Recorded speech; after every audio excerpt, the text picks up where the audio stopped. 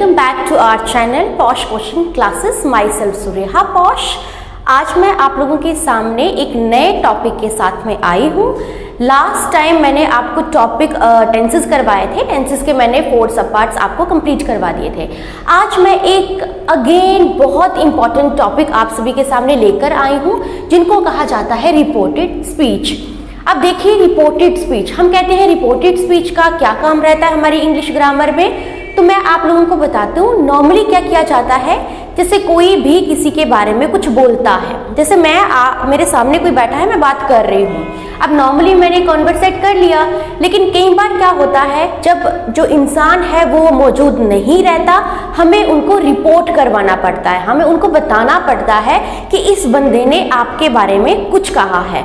तो reported speech का यही काम रहता है, वो रिपोर्ट करके बताती है कि किसने क्या और कब ये चीज बोली थी। तो हमारी जो इंग्लिश ग्रामर रहती है, वहां पे जो रिपोर्टेड स्पीच है, रिपोर्टेड स्पीच को नरेशन के नाम से भी जाना जाता है। बहुत सारे बच्चों को पता होगा, नरेशन जो है उसके नाम से भी रिपोर्टेड स्पीच को बोला जाता है। और जो हमारी रिपोर्टेड स्पीच रहती है, हम क्या करते हैं, यहाँ पे वी में report the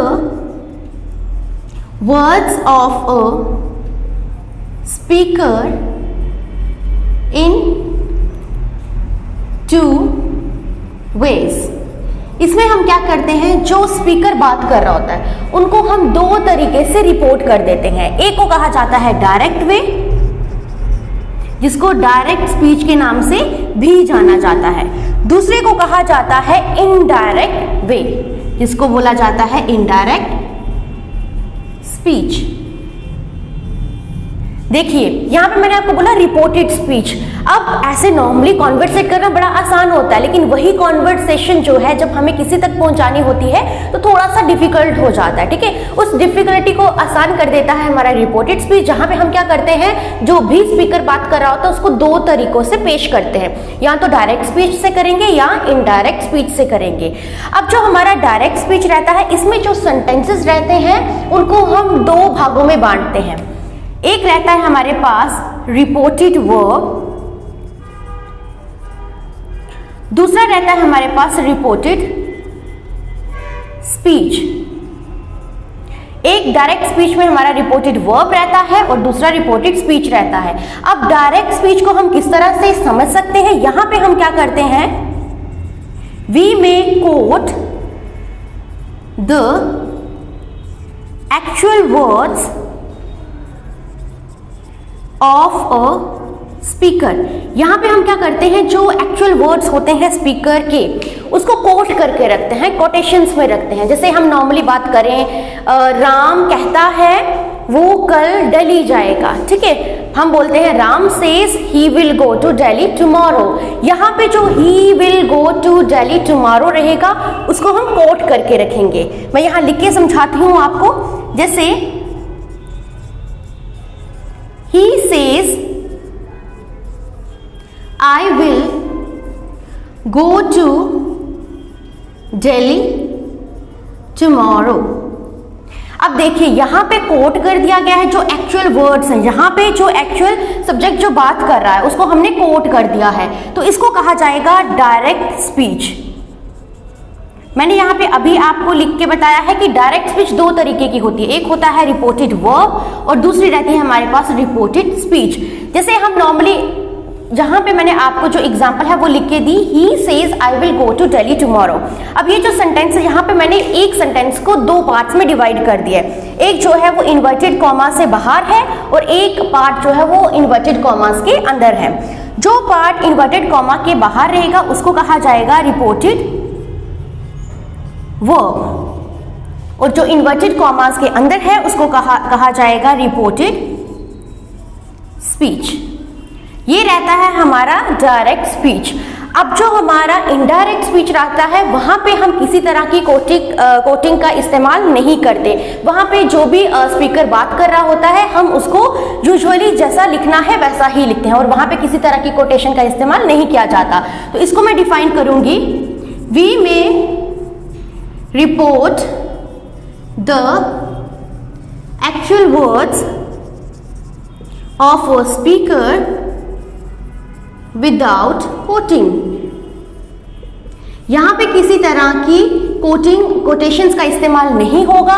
जो भी स्पीकर बात कर रहा है उसके जो वर्ड्स हैं हम उनको सिंपल ही लिखेंगे, यहाँ पे किसी तरह की कोटेशंस का इस्तेमाल नहीं करेंगे। तो देखिए रिपोर्टेड स्पीच, मैं फिर से आपको बता देती हूँ, रिपोर्टेड स्पीच जिसको नरेशन भी कहा जाता है, इसमें जो स्पीच होती है वो दो तरीके की होती है, एक डायरेक्ट स्पीच होती है और एक इनडायरेक्ट स्पीच होती है। जो डायरेक्ट स्पीच रहती है उसमें दो तरह के सेंटेंसेस आ जाते हैं जिनको रिपोर्टेड वर्ब कहा जाता है, देन रिपोर्टेड स्पीच कहा जाता है। जो रिपोर्टेड वर्ब होती है वो हमारी इन्वर्टेड कॉमास के बाहर रहती है और जो हमारी रिपोर्टेड स्पीच होती है वो इन्वर्टेड कॉमास के अंदर रखा जाता है। और जो डायरेक्ट स्पीच होती है उसमें हम जितने भी एक्चुअल वर्ड्स होते हैं स्पीकर के उनको हमेशा से कोट करके रखते हैं ताकि आप लोगों को पता चल जाए कि यहाँ पे कोटेशन पे ज्यादा जो कोट किए गए वर्ड्स हैं उन पे ज्यादा फोकस करा गया है। अब देखिए अब बात ग्रामर की जाए तो बिना रूल्स के ग्रामर तो पॉसिबल ही नहीं है। तो जैसे मैंने हर चीज में आपको रूल्स के बारे में बताया है, तो हमारी रिपोर्टेड स्पीच जो रहती है वहां पे भी हम रूल्स का इस्तेमाल करते हैं। तो यहाँ पे जो रूल्स रहेंगे अब आपको समझ में आएगा कि सबसे पहले मैं आपको ज्यादा फोकस टेंसेस पे करने के लिए क्यों बोल रही थी, क्योंकि जब भी मैं किसी रूल्स की बात करूंगी, किसी सेंटेंसेस की बात करूंगी, ग्रामर की बात करूंगी, वहां पे 90% जो है टेंसेस का ही इस्तेमाल होता है। तो इसीलिए हमने सबसे पहले टेंसेस को ही पढ़ा था। अब देखिए कुछ रूल्स रहेंगे, rules for changing direct speech into indirect speech। देखिए सेम एग्जाम्पल जो मैंने अभी आपको बोली है वो मैं आप लोगों के सामने रखूंगी ताकि आपको पता चल जाएगा कि मैंने कहां पे किस तरह के चेंजेस ला रही हूं। मैंने आपको बोला he says to me I will go to Delhi।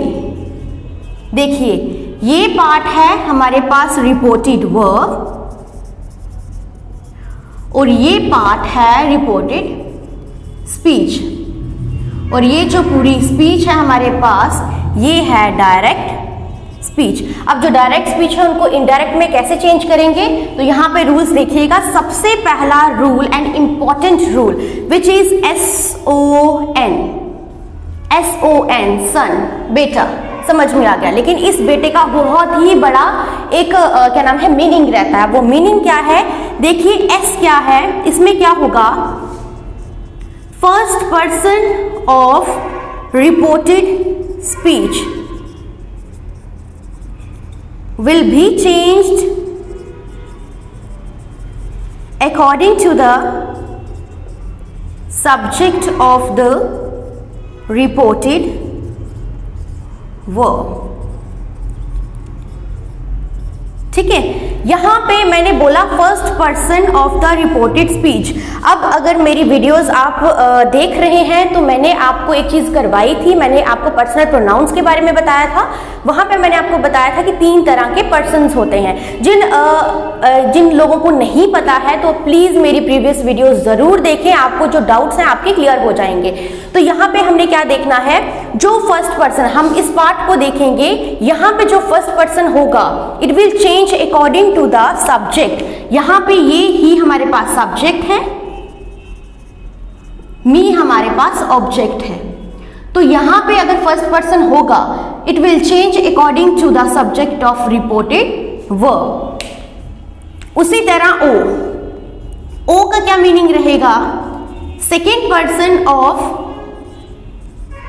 Reported speech will be changed according to the object of reported verb। अब देखिए यहाँ पे तो वैसे मैंने कोई सेकंड पर्सन नहीं दिया, सेकंड पर्सन में यू, योर, योर्स आ जाते हैं, तो यहाँ पे मैंने इस्तेमाल नहीं किया। अगर इन केस मेरे पास होता सेकंड पर्सन, तो अगर सेकंड पर्सन होता है जैसे यू, योर, इनमें से कोई भी चीज मेरे पास होती तो मैं क्या करती, सेकेंड पर्सन को चेंज कर देती according to the object of reported verb. Third है एन का मतलब रहता है जितने भी थर्ड पर्सन रहेंगे उनमें किसी तरह के चेंजेस नहीं आएंगे। Third person he, she, it जैसा होगा वो वैसा ही रहेगा, उसको हमें चेंज करने की जरूरत नहीं है। दोबारा से देखिए SON, SON इसलिए लिखा गया है, S का मतलब हो गया सब्जेक्ट, O का मतलब हो गया ऑब्जेक्ट, N का मतलब हो गया no change. S means first person, O second person and third person, no change. तो ये इंपॉर्टेंट क्या नाम है चेंज रहता है। जब भी हम डायरेक्ट स्पीच से इनडायरेक्ट में चेंज करेंगे, सबसे पहले हमें इसी चीज को ध्यान में रखना है, जो SON है उसको हम किस तरह से बदलेंगे। सेकेंड है हमारे पास use conjunction that while converting the direct speech DS direct speech into indirect speech।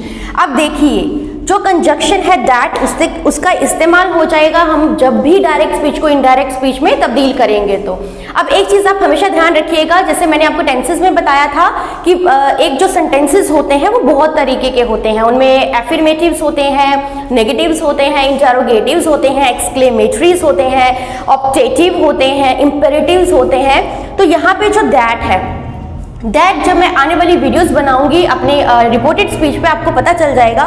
जो दैट का इस्तेमाल है जब भी मैं डायरेक्ट इनडायरेक्ट को यूज कर रही हूँ, डायरेक्ट स्पीच को इनडायरेक्ट में चेंज कर रही हूँ, वहां पे जो दैट रहेगा उसका मैं जो यूज है वो तब करूंगी या तो मेरे पास जो सेंटेंसेस हैं वो भी रिपोर्टेड स्पीच के जो सेंटेंसेस हैं या तो मेरे पास एफर्मेटिव्स हैं, सिंपल सेंटेंसेस हैं, या फिर मेरे पास जो है एक्सक्लेमेटरी इंपेरेटिव्स में कुछ सेंटेंसेस जो है वो दिए गए हैं।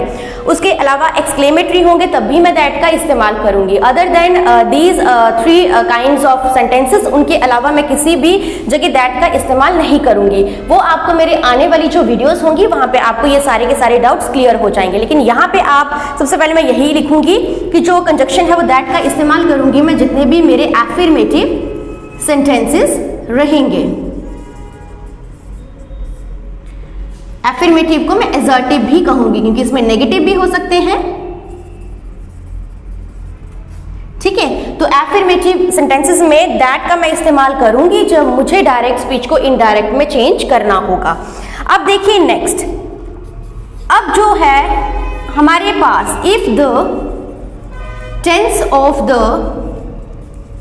रिपोर्टेड वर्ब, ये जो टेंस है रिपोर्टेड वर्ब का इज प्रेजेंट और फ्यूचर, अगर ये टेंस हमारे पास प्रेजेंट का होगा या फ्यूचर का होगा तो हम क्या करेंगे, then there will be no change in the tense of the reported speech. अब देखिए अगर मेरे पास ये जो टेंस है, यहाँ पे इसको ध्यान दीजिएगा, यहाँ पे अगर मेरे पास टेंस प्रेजेंट का है या फ्यूचर का है, जब मैं इसको डायरेक्ट को इनडायरेक्ट में चेंज करूंगी तो इस टेंसेस में किसी तरह की चेंजेस नहीं आएंगी। वो चेंजेस वही रहेंगे जो हमारे सब्जेक्टिव जो पार्ट रहते हैं, जो सब्जेक्ट्स रहते हैं, उनके साथ में हम हेल्पिंग वर्ब्स का इस्तेमाल कैसे करते हैं वो उतना ही चेंज रहेगा। बाकी यहाँ पे जो टेंसेस हैं वो किसी तरह से चेंज नहीं होंगे। अब टेंसेस की अगर हम बात करें प्रेजेंट या फ्यूचर टेंस, इसमें सिर्फ एक ही चेंजेस आएंगे। वो चेंजेस क्या होते हैं, अब अगर हमें दिया क्या होगा, से टू बन जाएगा टेल। अगर हमें दिया गया होगा सेज टू, वो बन जाएगा टेल्स। बहुत सिंपल है। देखिए मैंने आपको कहा यहाँ पे अगर यहाँ पे ये पोर्शन पे प्रेजेंट और क्या नाम है, अगर हमारे पास फ्यूचर में होगा रिपोर्टेड वर्ब, अगर सेज टू होगा, सेज टू की जगह पे आ जाएगा टेल्स। अगर हमारे पास से टू होगा तो वहां पे हम यूज कर लेंगे टेल। तो इसके अलावा हमें किसी तरह का कोई जो चेंजेस है वो नहीं करने हैं, बस हमने SON को ध्यान देना है। अब हमें पता है जो रिपोर्टेड स्पीच है यहाँ पे सिंपल एफर्मेटिव सेंटेंस की बात करी गई है, तो हम यहाँ पे सिंपल कंजक्शन जो है दैट का इस्तेमाल करेंगे और जो नेक्स्ट हमारा टेंस है वो किसी तरह से चेंज जो है वो नहीं किया जाएगा।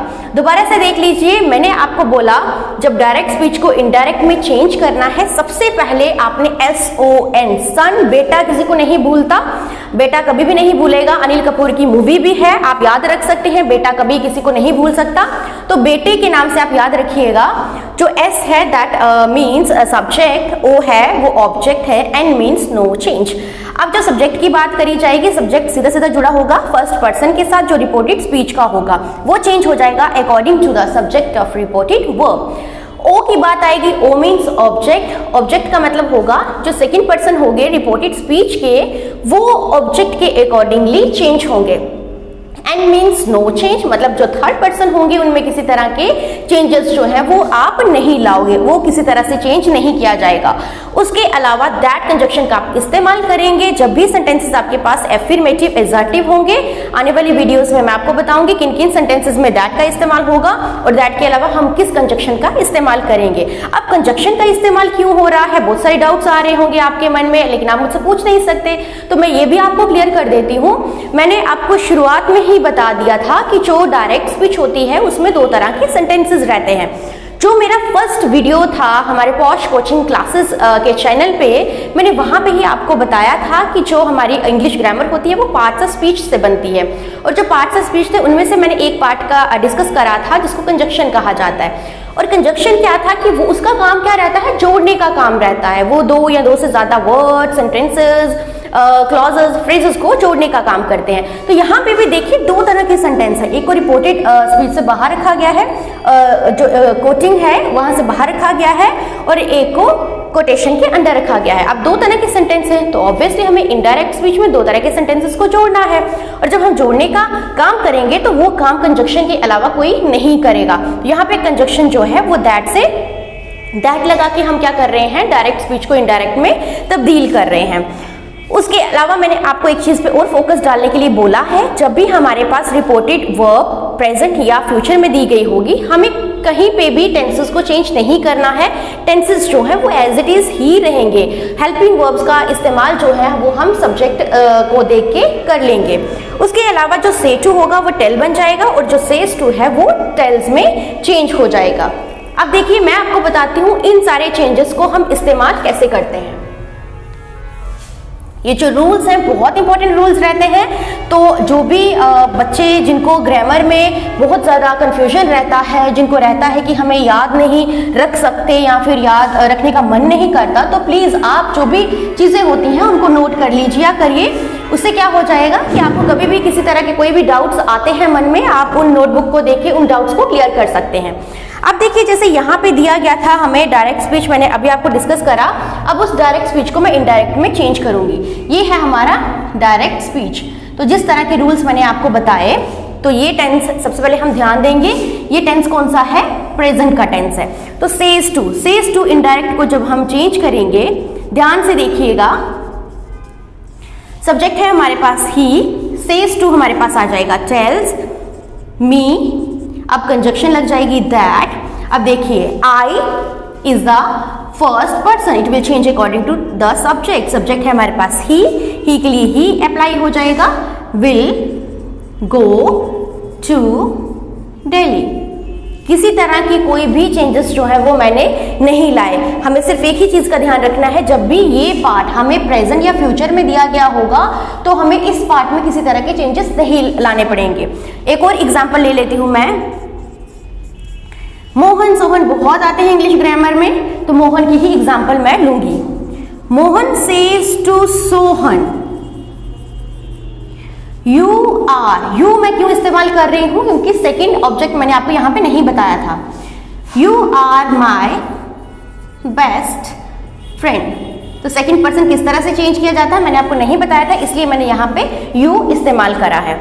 अब देखिए अगेन ये जो डायरेक्ट स्पीच है हमें दी गई, यहाँ पे टेंस कौन सा है, प्रेजेंट का टेंस है। मैं लिखूंगी मोहन, सेज टू को मैं बना लूंगी tells Sohan that you is the second person, you is the second person, it will change according to the object। तो यहाँ पे मोहन सब्जेक्ट है, सोहन ऑब्जेक्ट है, ये हमारे पास है सेकंड पर्सन, SON याद रखिएगा, ये O है second person, it will change according to object. तो U जो है वो सोहन के अकॉर्डिंगली चेंज होगा। तो किसने बोला? मोहन सेज टू सोहन, मोहन सोहन को कहता है तुम मेरे घनिष्ठ मित्र हो, ठीक है, तो मेरे बहुत ही अच्छे दोस्त हो। तो यहाँ पे मैं लिख देती हूँ Mohan tell Sohan that you के लिए आ जाएगा ही। अब देखिए मैंने आपको एक ही चीज बोला, टेंसेस तो चेंज नहीं होंगे, जो हेल्पिंग वर्ब्स होंगे उनको आप कैसे चेंज करोगे? जिस तरह के आप जो सब्जेक्ट ऑब्जेक्ट को अप्लाई कर रहे हो उसी के अकॉर्डिंगली वो चेंज हो जाएंगे। तो यू के साथ आर था, ही के साथ आ जाएगा इज। अब my is the first person, it will change according to Mohan, Mohan के लिए चेंज हो जाएगा that he is his friend. बहुत ही सिंपल है। यहाँ पे माई फर्स्ट पर्सन था, it will change according to the subject, subject Mohan है, मोहन के लिए पोजेसिव लग गया और वो जो है वो मोहन का मित्र है, मोहन का दोस्त है। तो बहुत ही ज्यादा सिंपल है। ये जो मैंने रूल्स लगाए हैं ये अभी लगाए हैं आपके लिए टेंसेस जहां पे प्रेजेंट या फ्यूचर का इस्तेमाल होगा। अब मैं जो नेक्स्ट वीडियो बनाऊंगी वहां पे मैं आपको बताऊंगी किस तरह से जब पास्ट के टेंसेस आ जाते हैं तब जो चेंजेस है वो एकदम से कैसे हो जाते हैं। अब जब पास्ट टेंसेस के आप सेंटेंसेस करेंगे हमारी रिपोर्टेड स्पीच में तब आपको ये चीज बहुत ही अच्छे से क्लियर हो जाएगी कि हमने जो प्रीवियस टॉपिक करा था टेंसेस, वो टेंसेस हमारे इस टॉपिक के लिए किस तरह से यूजफुल है। तो मेरी यही कोशिश रहेगी जितने भी हमारे पोर्शंस हैं, जितने भी हमारे सब्सक्राइबर्स हैं वो ज़्यादा से ज़्यादा वीडियो देखें। अगर कभी भी आपको कोई डाउट रहता है तो प्लीज़ उसे कमेंट सेक्शन में ज़रूर रखें। अगर कोई टॉपिक है आपके पास जो चाहते हैं आप इंग्लिश ग्रामर में सीखना चाहते हैं या फिर किसी और सब्जेक्ट में सीखना चाहते हैं तो प्लीज़ उस टॉपिक के बारे में हमारे कमेंट सेक्शन में ज़रूर बताइएगा। हम आपकी की पूरी हेल्प करेंगे। यहाँ पे आपको डाउट्स होंगे वो डाउट्स क्लियर करने की कोशिश ज़रूर करते रहेंगे। तो मैं यही चाहूँगी जितने भी आपके जो भी हमारे अभी सब्सक्राइबर्स हैं, जितने भी आपके फ्रेंड्स हैं, रिलेटिव्स हैं, उनको बोलिएगा प्लीज ज़्यादा से ज़्यादा हमारी वीडियो लाइक करें, शेयर करें, कमेंट्स करें और अपने फ्रेंड्स और रिलेटिव्स को बोलें ज़्यादा से ज़्यादा सब्सक्राइब करने के लिए। Thank you so much.